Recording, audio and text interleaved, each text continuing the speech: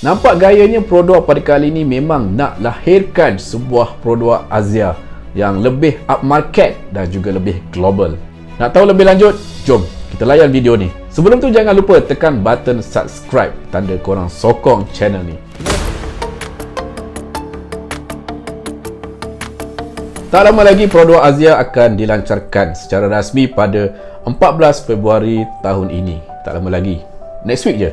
So sebelum ni kita dah terima berkenaan dengan image teaser Pro2 Asia 2023. Dan pada kali ini media telah dijemput untuk melihat sendiri Pro2 Asia di depan mata, tapi masih lagi diselubungi dengan camouflage. Tapi di channel mekanik kita akan cuba kupas, kita cuba buang ke semua stiker-stiker yang ada pada model Asia.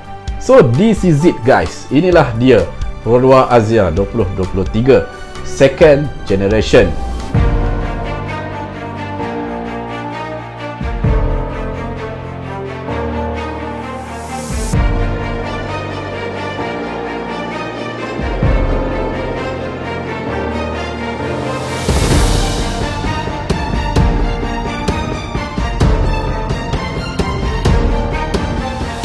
So macam mana? Korang suka tak design terbaru Asia second generation? Untuk model Pro2 Asia generasi yang kedua pada kali ini, Pro2 dia besarkan sikit size dimension. Yang mana kalau kita lihat untuk Asia generasi pertama, saiz panjangnya lebih kurang 3645 mm. Manakala untuk Asia generasi yang kedua, panjang 3760 mm. Penambahan lebih kurang 115 mm berbanding dengan Asia generasi yang pertama. Manakala untuk saiz wheelbase pada Asia generasi yang kedua lebih panjang 70mm, iaitu 2525 mm berbanding dengan Asia generasi yang pertama 2455 mm sahaja. Dan untuk lebar pada Asia generasi yang pertama lebih kurang 1620 mm dan untuk generasi yang kedua 1665 mm. Penambahan lebar lebih kurang 45 mm. Dan tinggi pada Asia generasi yang pertama 1510 mm dan untuk Asia generasi yang kedua lebih rendah sikit iaitu 1495 mm.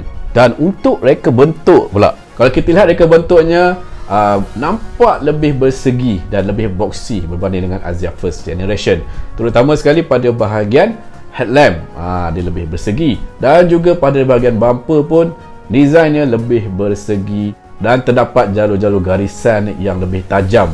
Untuk bahagian lampu DRL dekat bahagian bumper ni, kita lihat desainnya agak familiar, yang mana ianya diambil daripada Toyota Veloz. Saya yakin untuk lampu DRL ni, DRL yang sama yang terdapat pada Toyota Veloz. Benda dah ada kan, buat apa nak bazir, copy paste je. Untuk bahagian grill, menggunakan reka bentuk garisan melintang. Untuk bahagian sub profile, kalau kita lihat pada Asia second generation ni, ia juga menggunakan garisan-garisan yang lebih tajam. Nampak sikit lah ada design pada bahagian sub profile, tak adalah nampak kosong je seperti yang terdapat pada Asia first generation. Tapi yang spoilnya untuk design rim. Kalau kita lihat design rimnya macam outdated sikit. Reka bentuk design ni kita nampak seperti pada Asia first generation. Sepatutnya untuk design rim pada Asia second generation ni sekurang-kurangnya menggunakan design dual tone color. Kita beralih pada bahagian belakang. Untuk bahagian belakang juga menggunakan reka bentuk yang lebih tajam dan bersegi supaya ia lebih sinkronis untuk reka bentuk hadapan, tepi dan juga bahagian belakang. Dan yang paling penting, nampak lebih eye catching. Tapi kalau kita lihat garisan melengkung pada bahagian bumper yang bersambung pada bahagian bonet belakang ni, macam pelik lah pula dia punya garisan lengkung tu kan. So korang rasa macam mana? On ke tak on design belakang ni? Boleh komen kat bawah. Kita beralih pada bahagian interior. Seperti yang kita jangkakan untuk Asia second generation, bahagian interiornya akan mirip seperti abang-abangnya, iaitu Pro2 Ativa dan juga Pro2 Aza. Kalau kita lihat pada bahagian dashboard dan juga pada bahagian steering, diinspirasikan design yang terdapat pada Pro2 Ativa. Terutama sekali untuk bahagian steering, memang 100% kopi daripada Pro2 Ativa. Untuk center console, reka bentuknya diinspirasikan pada bahagian center console yang terdapat pada Pro2 Aza variant X. Dan untuk pertama kalinya kita lihat untuk small hatchback entry level segmen A ada dengan reka bentuk interior yang lebih moden dan lebih sedap mata memandang. Tak adalah bosannya kan dekat bahagian kabin.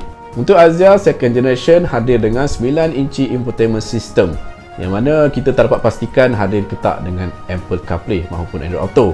Dan untuk instrument panel hadir dengan fully digital 7 inci yang sama terdapat pada Pro 2 Ativa dan juga Pro 2 Alza. Dan untuk kawalan suhu menggunakan digital display yang mana diambil daripada Pro 2 Alza. Dan yang menariknya kita lihat untuk bahagian button unlock dan lock door ni dia dah pindahkan ke bahagian center console. Bagi saya suka features ni, ianya sangat berguna dan lebih mudah untuk penumpang bahagian belakang dan bahagian hadapan untuk akses button unlock dan lock. Dan untuk pertama kalinya juga untuk Pro 2 Alza hadir dengan semi bucket seat. Kita lihat seatnya lebih tebal berbanding dengan Alza first generation, yang mana kemasan yang digunakan adalah leather dan juga fabric. Dan untuk seat bucket yang ada pada Alza second generation ni, lepas ni korang akan memandu lebih selesa dan lebih confident. Ditambah baik pula dengan penggunaan platform di NGA kan. Oh, memang mantap. So untuk Alza yang terbaru ni, dia punya performance lebih responsif dan lebih jimat. Yang mana penjimatan yang diklaim oleh Pro 2 lebih kurang 27.4 km per liter. Tapi saya percaya untuk real life driving, kita tak akan capai lah 27 ni. Paling best pun mungkin 18 ke 19 km per liter. Untuk safety system, Alza terbaru ni akan hadir dengan 6 airbag. Dan mungkin untuk Alza second generation ni akan hadir dengan blind spot monitor. Tapi untuk driving assist seperti lane keep tracking, adaptive cruise control, saya rasa mungkin tidak akan hadir lah. Dan untuk harga, ramai yang terkejut beruk lah. Memang mahal lah.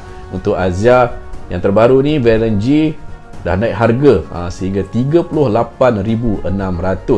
Peningkatan lebih kurang 4 ke 5,000 macam tu lah.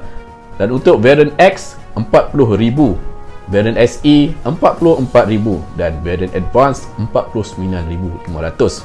Korang kena ingat harga ni tak termasuk dengan insurans. Termasuk dengan insurans bertambah mahal lah lagi. Untuk harga 49,500 ni, kita boleh dapat kereta segmen yang lebih atas iaitu segmen B seperti Pro 2 Myvi maupun Proton Persona.